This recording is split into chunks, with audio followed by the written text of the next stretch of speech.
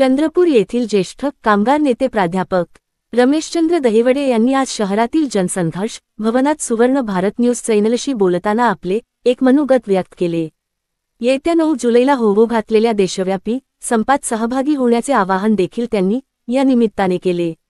यावेळी किशोर जामदार, कायमरेड रमेश पिंजरकर, कायमरेड अरुण भेलके व रंजना दडमल उपस्थित होते। सुवर्ण भारत किरण घाटे, विदर्भ विशेष सर, आपल्या कार्यालयात जी बैठक झाली त्या बैठकीचा मूळ उद्देश काय होता? आज जी बैठक झाली त्यामधला मुख्य उद्देश म्हणजे जनतेचा असंतोष फार मोठ्या प्रमाणामध्ये रस्त्यावर उतरणार आहे। कारण सरकारची जी काही जनविरोधी धोरणे आहे त्यामुळे या देशातील शेतकरी, या देशातील कामगार, या देशातील बेरोजगार सर्वांमध्ये प्रचंड असंतोष निर्माण झालेला आहे आणि ही सारी जनता येत्या काळामध्ये रस्त्यावर उतरणार आणि त्यावर पांघरून घालण्यासाठी जनसुरक्षा विधेयक या सरकारनं आणलेलं आहे आणि त्याचं आता पुढे भविष्यामध्ये कायद्यामध्ये रूपांतर होणार आहे। जनसुरक्षा विधेयकामध्ये काय सांगितलं आहे? सरकारच्या विरोधामध्ये बोलणे, सरकारच्या विरोधामध्ये मोर्चा काढणे, सरकारच्या विरोधामध्ये धरणा कार्यक्रम करणे, जेलभरो करणे, संप करणे हा म्हणजे मोठा गुन्हा ठरणार असून हे करणाऱ्याला 2 वर्षापासून तर 5 वर्षापर्यंत शिक्षेची तरतूद आणि 2 लाखापासून तर 7 लाखापर्यंत दंड अशा पद्धतीची तरतूद केलेली आहे। अशाच प्रकारचा कायदा इंग्रज सरकारने आपल्या स्वातंत्र्याचं आंदोलन दडपून टाकण्यासाठी 1919 मध्ये आणला होता। त्या कायद्याचं नाव होतं रॉलेट ऍक्ट।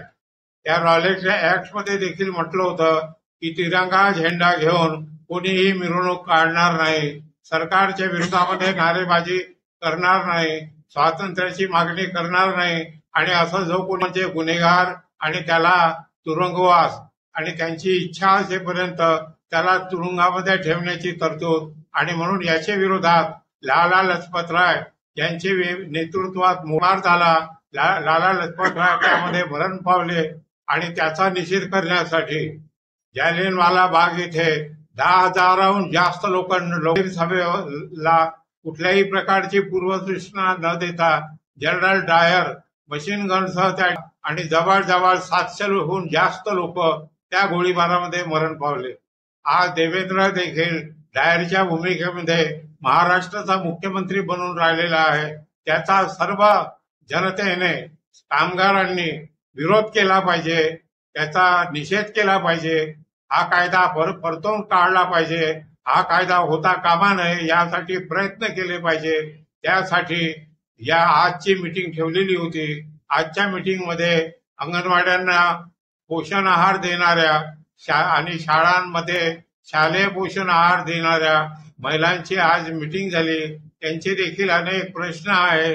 6 महिनेपर्यंत मानधन मिळत नाही आणि जे काही 1 वर्षाचा कार्यकाळ लुटून गेला प्रकारचं हे फसव सरकार आहे। अंगणवाडी सेविका असो, आशा वर्कर असो, कामगार असो, असंघटित कामगार असो, 150 वर्षापर्यंत लढून जे कामगार कायदे बनवले होते ते कामगार कायद्यांमध्ये जनविरोधी सुधारणा म्हणजे कामगार विरोधी सुधारणा करून केवळ 4 कामगार कायदे आणले। त्याच्या निषेधार्थ येणाऱ्या 9 जुलैला प्रचंड देशभर आंदोलन होणार आहे। आजची मीटिंग ठेवली होती। आजच्या मीटिंगला 50हून जास्त महिला, च्या माहितीप्रमाणे चंद्रपूर जिल्ह्यातील सीटू, आयटक, बाकी कामगार संघटना 5000हून जास्त चंद्रपूर जिल्हाधिकारी कार्यालयासमोर सरकारचा निषेध करतील आणि जनविरोधी जनसुरक्षा मागे घ्या। देश स्वतंत्र झालेला आहे। 15 ऑगस्ट 1947 ला तुम्ही झेंडा फडकवता, का फडकवता? की देश गुलामीत होता आणि देश स्वतंत्र आहे आणि म्हणून त्याचा देखील विरोध करणार 5000हून जास्त। आणि केवळ 9 जुलैलाच हा कार्यक्रम होईल असं नाही, ही एक मोहीम आहे। ही मोहीम पुढे देखील चालू राहील।